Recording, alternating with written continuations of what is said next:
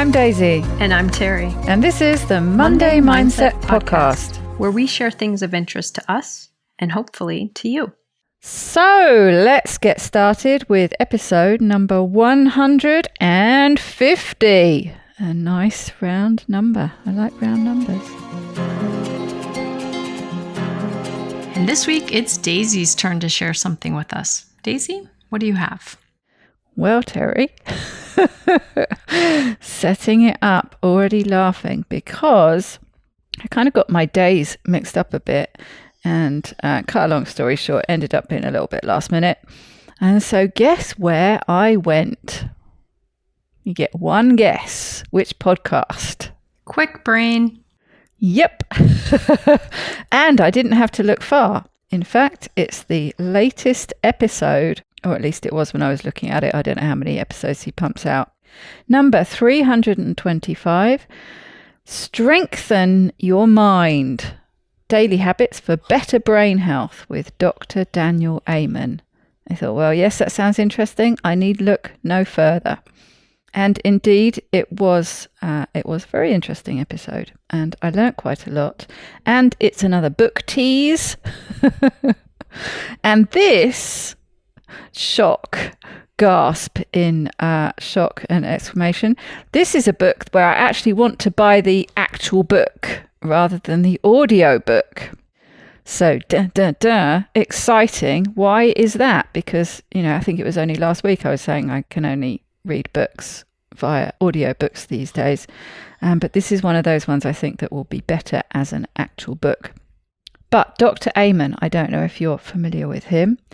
He is a physician, a double board certified psychiatrist, founder of Amen Clinics and Brain MD. He's an 18-time New York Times best-selling author and a podcast host. His podcast is called the Brain Warrior's Way podcast.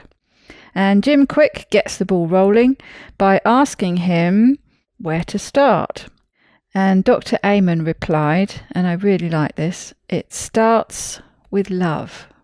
He then joked about saying that Freud had got it all wrong, in that penis envy is not the cause of anybody's problem. He said he's never seen it be the cause of anybody's problem in his 40 years of clinical experience. He says it's brain envy. And I'm going to quote him directly here because I really liked what he said. If you learn to love and care and want a better brain, then you're going to begin to do all the things that help you get it. They go on to chat, obviously, about the book. That's what the episode is all about. But he says the book is full of tiny habits. And yes, one of your favourites, BJ Fogg, does indeed get a mention. And he says to ask yourself, what's the smallest thing I can do today that makes the biggest difference?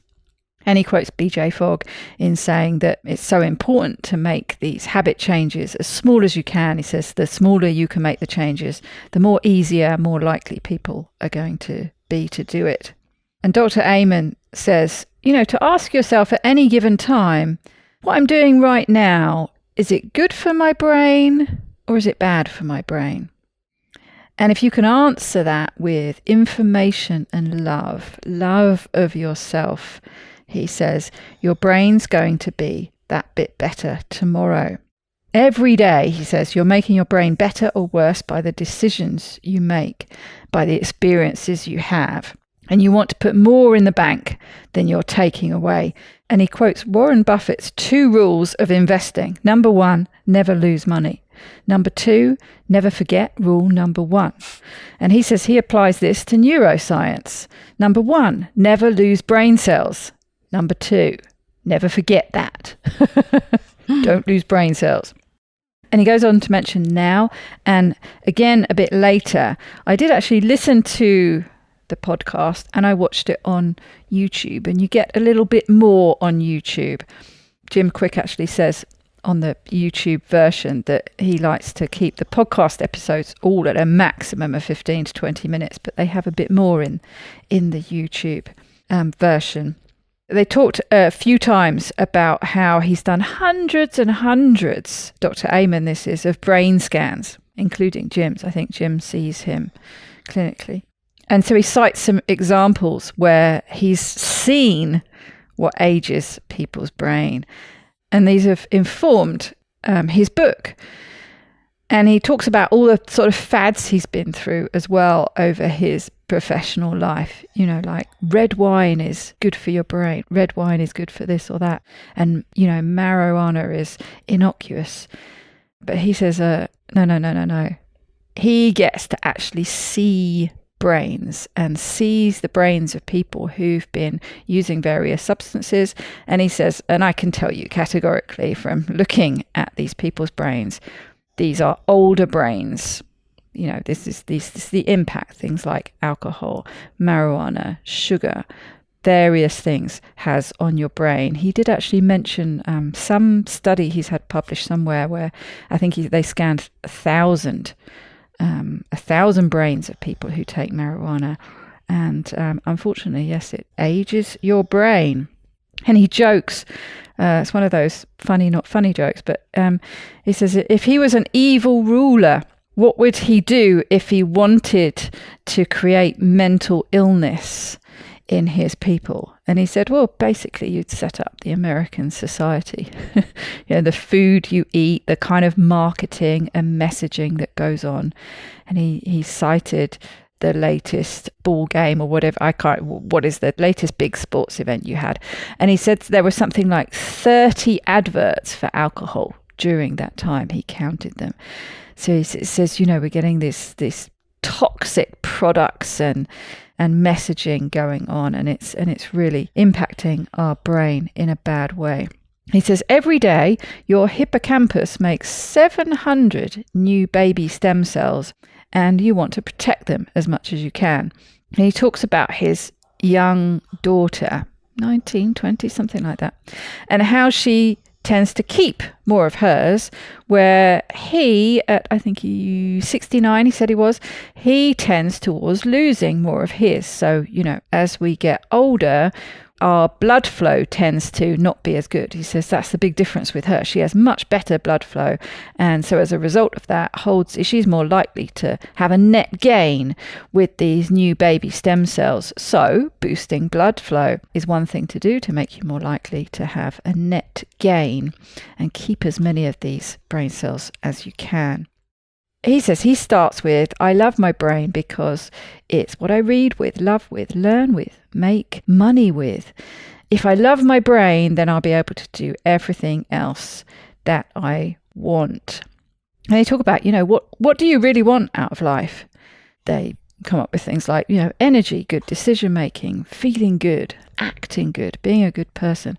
And he says, you really start seeing, and this made me think of what you say, it's not my food, for slightly different reasons. But he said, if you start then seeing these various things that he's seen this aging effect on the brain scans. So, examples like, but there are others, but like alcohol, marijuana, sugar. He says you start seeing these things as the enemy of all these good things that you want from life, that your brain can provide. If you start seeing them as the enemy, that they're not good for your brain, maybe you're less likely to consume them. And he quotes Drew Carey, who said, eating crappy food is not a reward, it's a punishment. So I thought you'd appreciate that. Trying to get your head around, literally, this mindset shift.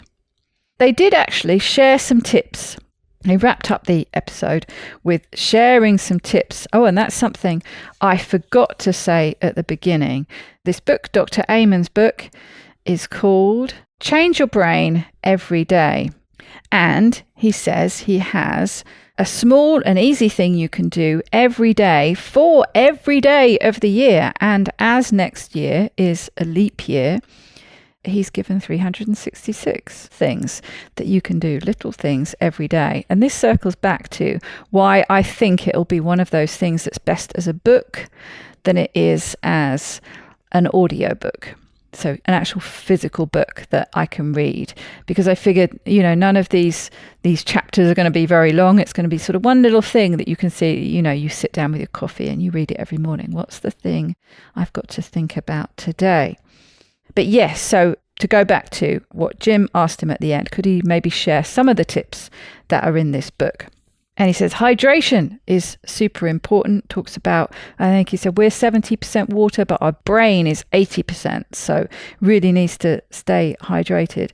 And he talked about, and I've heard this bandied about, that we should drink half our body weight in ounces. So it will appeal to Americans because it's half your body weight in pounds in fluid ounces. And I worked that out for myself, and it was something like 80 fluid ounces or something. I thought, gosh, that sounds like an awful lot, but actually it worked out to 8 of these glasses, which isn't massive. But I don't know how much I subscribe to that, and I suspect you kind of have to work that out on what your sort of quote unquote ideal or reference weight is. I was thinking, well, gosh, how many glasses would that have been when I was 300 pounds? That would have been an awful lot. Would I have needed that much more? Who knows, maybe. But anyway, I'm rambling on about that. Hydration was one thing.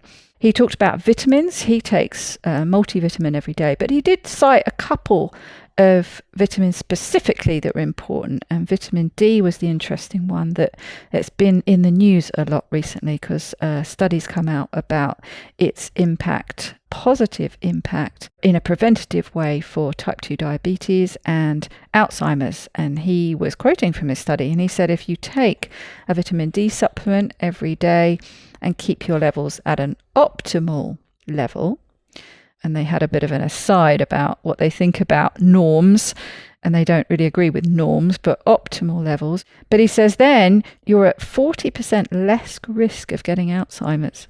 So that's a pretty good reason to take a look at your vitamin D, I think. And a pretty simple little thing to do too. Exactly, and cheap.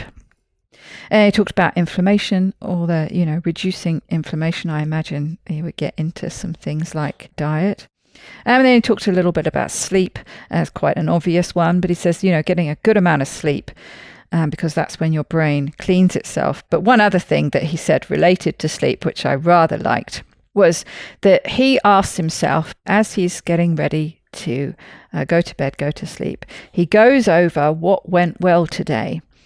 And he says he sort of goes over from when he woke up, thinking through his day, what went well today. And he said, and your brain does automatically go to the things that didn't go well as well. But he says, yeah, okay, we'll put that aside for tomorrow. But what I want to focus on now is what went well today.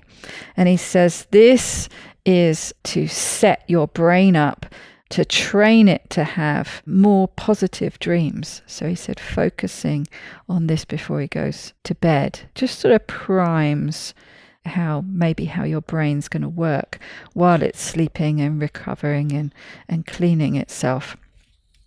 So I'm quite excited about this book. It is out already in the States, but I need to pre-order it. It comes out in a matter of days, 4th of April, I think, elsewhere. So I will be getting the book and I will report back. But before we finish, I just thought this could be quite fun, looking at the look inside option, and they list all the contents. So it's every day of the year for a leap year, so 366 days.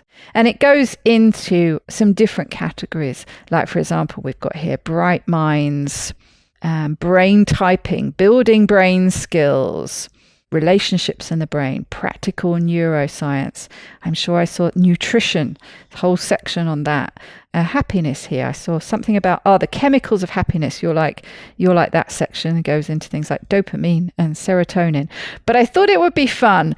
Pick a day, any day by number in a year. And it would just give you an idea maybe of some of the things that are covered. So pick a day. March 19th.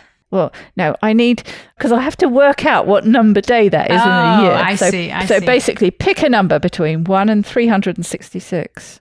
212. Day 212 comes under the practical neuroscience section, and it is entitled Feel Good Time, Meet Your Deep Limbic System. So there you go. You get the idea. There's going to be a different subject for each day with, he says at the beginning, it's going to be a simple task. He talks about telling some stories and using some examples, because he talks about an 83-year-old lady who lives in Oxford in the UK, and how she was feeling really down and depressed, and she was overweight and didn't get out much. And it wasn't this book, actually, it was another one. And maybe it sounds a little bit like, not she necessarily gave the idea for this book, but on that path, she'd bought the book in a secondhand bookshop, one of these other 18 bestsellers, and just left it kicking around for a while. And she was feeling particularly down and decided to read it, and was really inspired by it and wrote everything down, but was a bit overwhelmed. So she just had to take one thing at a time. And it was kind of some of the things that he was citing here. So I think she started with just drinking a bit more water. And she joked that she had to get up and about a bit more because she needed to pee all the time. And that she felt a little bit better. And then she started doing something else and something else and something else. And actually went to California to see him and have her brain scanned by him. And apparently he was in tears and she was in tears, and she had a very beautiful brain. So I think this book is full of easy little practical things to do every day. It sounds like some interesting things to go with it, lots of things to learn, and some great examples. So there you go, a tease for a book that, yeah, I'm really keen to get stuck into. Can't wait to get it next week sometime, hopefully. It reminds me of an episode we discussed recently about Stephen Kotler and looking at the brain, or like aging and learning new things, and the fact that we are more able to learn new things than what we've been told. And that's what you reminded me of in this is, I think we're all just kind of taught our brain just declines. And it does if we allow it to. But we can really influence what grows, what develops in our brain. I was listening to a book recently, and they were talking about neural pathways, and they were using the term, I can't remember the one they used for nurturing the pathways, but strengthening the pathways. And then those that you don't use, it's like pruning the trees. You're actually cutting things out. And I think that's part of this, learning to do things that help our brain recover, heal, prune itself, and strengthen and nourish it and feed it. So I like this whole concept of really going against the belief system that we're all just doomed to cognitive decline.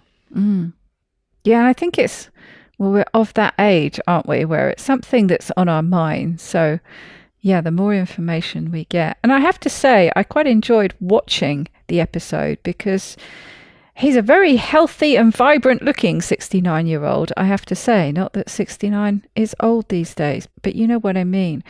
So I really like the idea of, I'm a fan like you are of BJ Fogg and James Clear.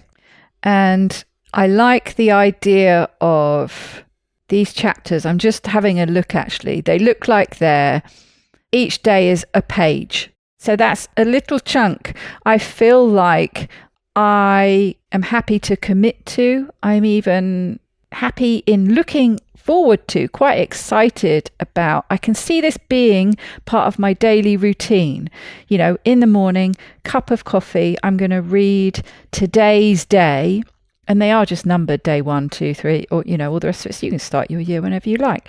Day 1, I'm going to read and learn a bit about something. There's going to be something practical by the sounds of it that I can do today. And, some of them will stick, some of them won't. But you're going to be doing something every day. So, going back to what he said at the beginning about thinking about things you're doing every day, the decisions you make, the experiences you have. Are you doing something good for your brain or something bad for your brain? So I feel like this is exciting, because I know that I'm going to be reading one of these pages every day and doing something good for my brain every day for the next year when it starts. One last thing I wanted to say about Daniel Amen, and one of the reasons I really admire him, is he at some point said basically he was trained as a psychiatrist. And it finally kind of dawned on him that psychiatry is the one field in medicine where you don't actually study the organ that is at the center of your specialty. Like if you're a nephrologist, you study the kidneys. If you're a cardiologist, you study the heart. But psychiatrists really don't study the brain. But he does. And so he went back and I believe then after that pursued neurology and found out about the brain, learned about the brain. I see. Interesting. Yeah. Makes sense. Yeah. So I always respect people like that can say, I chose this path and then I realized there were limits to this path that were holding me back maybe in knowing what I needed to know or do what I needed to be able to do. So anytime I see like a physician who is willing to go back and do a different type of training because they recognize I didn't learn about nutrition in medical school, or I didn't learn about this in a way that's really serving me. So I have a lot of respect for Daniel Amen, highly successful as well, but just that he really had that insight to say, I should know this organ differently if this is my specialty. Yes, and we all like definitive answers. So, as he said, he like everyone else went through these various fads, and I guess, and that's an interesting layer that you've put on there. I can imagine him, embracing different theories and talking about them and working through them. But yeah, this going back and looking at it from a different direction and looking through this very practical lens of, no, I can see what's going on in your brain. So yeah, we can talk about these theories, and presumably not all of them, but certainly with substances, I can see what your brain's doing, and I can see that your brain's aging when you're taking that particular substance, or, potentially doing different activities or thinking different thoughts. I don't know, but it certainly, I love the way the two mesh together. And it almost seems like you need to do that, really. It's kind of like the proof, isn't it? It's the definitive answer, like I say, that we so often want. Can categorically say, alcohol will kill your brain cells. Not saying don't consume alcohol, but just know what's happening when you do. It's also exciting to me that we have researchers and scientists and practitioners now who can look at things, and he's excited and enthusiastic about it. He's not just saying, dun, dun, dun, there are bad things happening in our brain, and here's how you're causing it. He's being honest and saying, hey, look, there are habits of thought, there are habits of behavior and substances that are going to age your brain, but there's something else you can do. And giving us that, I respect him greatly for the work that he does. So this is an exciting new release. So maybe that'll be a book you're interested in too. Daisy, I think you need to move closer so that we can buy these books and then just share them. Yeah. So I'm just putting in that order now. Okay, well, until next week, when I shall be the proud owner of one of these books and hopefully have started by the next time we meet. So I'll be able to tell you about the first few. I was just going to say, you might be on day 9. Yeah. So until that time, have a very wonderful week. Take good care, everybody.